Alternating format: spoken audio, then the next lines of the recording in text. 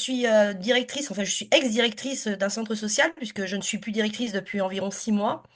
Alors les centres sociaux, pour remettre un petit peu en contexte, les centres sociaux sont des structures qui ont été développées enfin qui ont commencé à émerger fin 19e siècle, mais qui ont été particulièrement développées dans les années 50, à l'initiative d'ailleurs des caisses d'allocation familiale, puisque ce sont des structures qui sont agréées par les caisses d'allocation familiale, comme étant, pour faire bref, des endroits où l'on fait société. Donc ce sont des endroits où on va tisser du lien social, où on va aider des projets collectifs et où on va aussi accompagner les individus et les personnes au- pour l'ensemble de leur démarche lorsqu'ils rencontrent un certain nombre de difficultés. Et je suis très intéressée par ce qu'a pu dire Gilles, parce que, en fait, c'est vrai qu'on s'est rendu compte depuis une dizaine d'années que les emplois fonctionnels prenaient le pas sur les emplois opérationnels et qu'on avait beaucoup de mal à arriver à générer de l'opérationnel quand les tâches fonctionnelles nous prenaient énormément de temps. Et je suis intéressée par cette démarche, par cette réflexion parce que, en fait, c'est lié aussi à la dématérialisation des procédures. Et je trouve que tous les organismes sociaux, que ce soit les caisses d'allocation familiale ou les caisses d'assurance maladie, lorsqu'elles ont commencé à dématérialiser leurs procédures, donc en fait, elles n'ont plus assuré l'accueil de l'usager auprès de leurs services et qu'elles ont délégué à d'autres structures, dont les centres sociaux, et parfois sans la formation adéquate, il y a eu une perte importante en matière de lien social et en matière de qualité du service rendu à la population. Pas que les centres sociaux soient pas capables aujourd'hui de rendre ce service, mais ça a été fait de manière très brutale. Du jour au lendemain, pratiquement, les caisses d'allocation familiale, alors j'exagère quand je dis du jour au lendemain, mais en très peu de temps, les caisses d'allocation familiale n'ont plus reçu l'usager et elles ont délégué à cette fonction, qui me semble être une fonction essentielle, hein, que l'accueil de l'usager, auprès de structures comme les nôtres, donc centres sociaux notamment, et puis maisons de services publics, des structures France Service. Enfin, on a créé toute une myriade de structures qui sont censées accompagner l'individu dans ses démarches sociales. Et on a vu que c'est compliqué de faire un dossier lorsqu'on arrive à la retraite, c'est compliqué. Parfois, de faire une demande de remboursement, c'est compliqué. De demander d'avoir accès à ses droits en matière d'allocation familiale, ça peut être compliqué.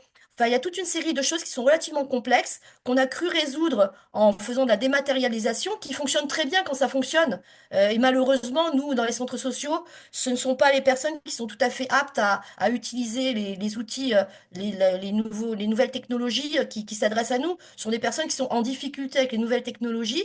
Et quand elles s'adressent à nous, on est là pour les accompagner. Et on n'a pas toujours eu les formations adéquates pour pouvoir les accompagner dans les meilleures conditions. Donc il y a eu ce passage-là un petit peu compliqué qui nous est sauté à la figure au moment de la crise sanitaire. Au moment du confinement, il faut savoir que les centres sociaux sont les seules structures qui ont pu continuer à exercer.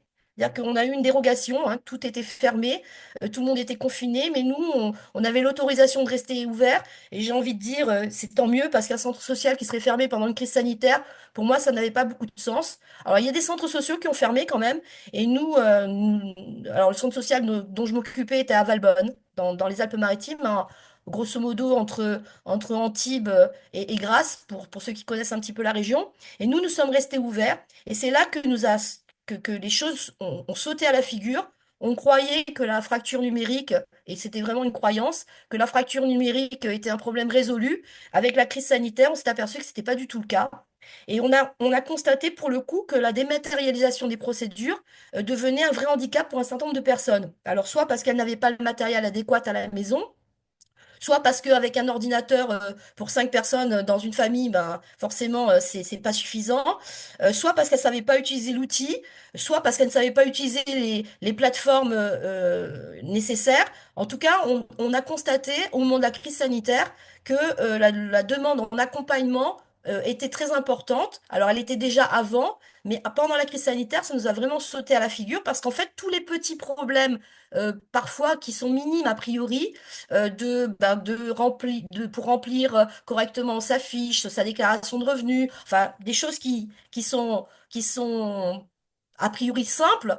Dès lors qu'on est en crise sanitaire, ça devient compliqué, surtout que pendant la crise sanitaire, bah, tous les professionnels qui accompagnaient habituellement les familles en difficulté, bah, eux étaient beaucoup moins joignables. Donc nous, on s'est vraiment rendu compte à ce moment-là qu'il y avait un vrai souci concernant la fracture numérique et un vrai souci concernant la dématérialisation des procédures. Donc moi, c'est un vrai risque concernant la sécurité sociale, puisque si des personnes, des individus, juste pour un problème technologique, n'arrivent pas à accéder à leurs droits, ben, ça pose un vrai problème pour le coup démocratique, pour le coup qui devrait être une priorité. Alors évidemment, nous suivons des formations, évidemment, nous nous sommes améliorés, mais je pense qu'on n'est pas encore complètement optimum dans le service rendu à la population.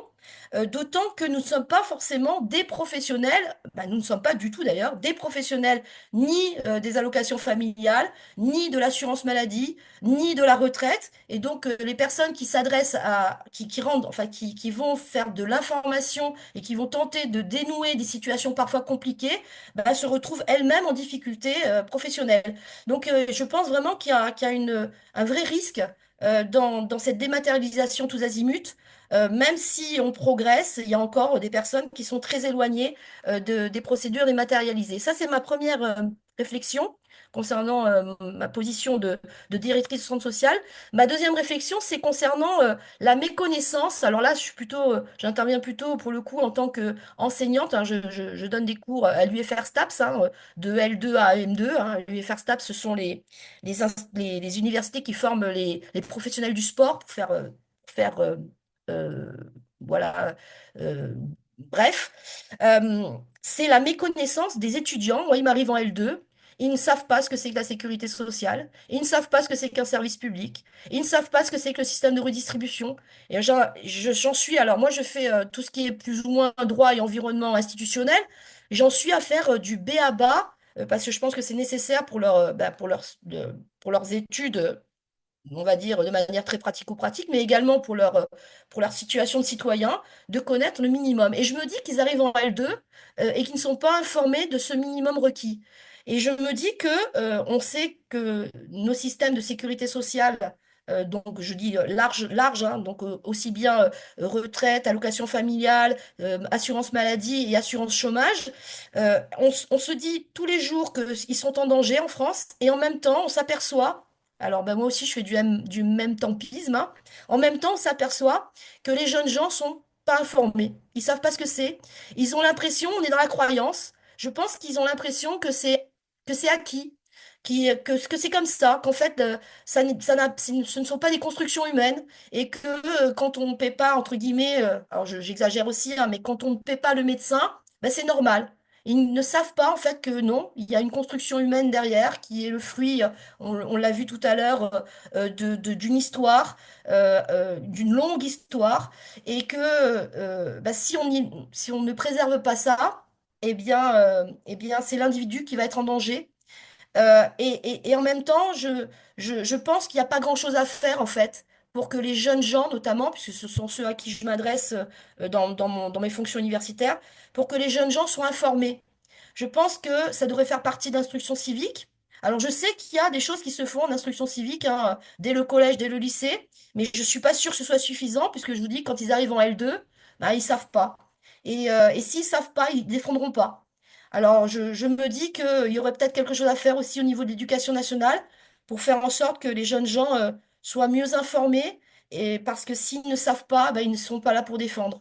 Et je pense, comme je le disais tout à l'heure, que ce sont des acquis civilisationnels que non seulement il faut arriver à préserver pour nous, nous Européens, hein, puisque j'élargis évidemment au-delà de la France, nous Européens, mais qu'on aurait tout intérêt aussi à exporter dans de nombreux autres pays. Et moi, je suis aussi un peu utopiste, hein, comme tout à l'heure le disait Gilles, parce que c'est une belle utopie. Je suis un peu utopiste et je pense on peut y arriver à la condition qu'on sache déjà de quoi on parle. Donc, merci à tous les deux pour vos interventions qui ont permis de redonner du sens au travail que l'on fait au quotidien sur le terrain. Et je pense que les interventions telles que vous avez faites tous les deux tout à l'heure, bah, ce serait nécessaire de les faire dès le collège, dès le lycée, pour que les jeunes gens, quand ils arrivent ben, en L2, soient informés et sachent ce qu'il est important de défendre. Nathalie?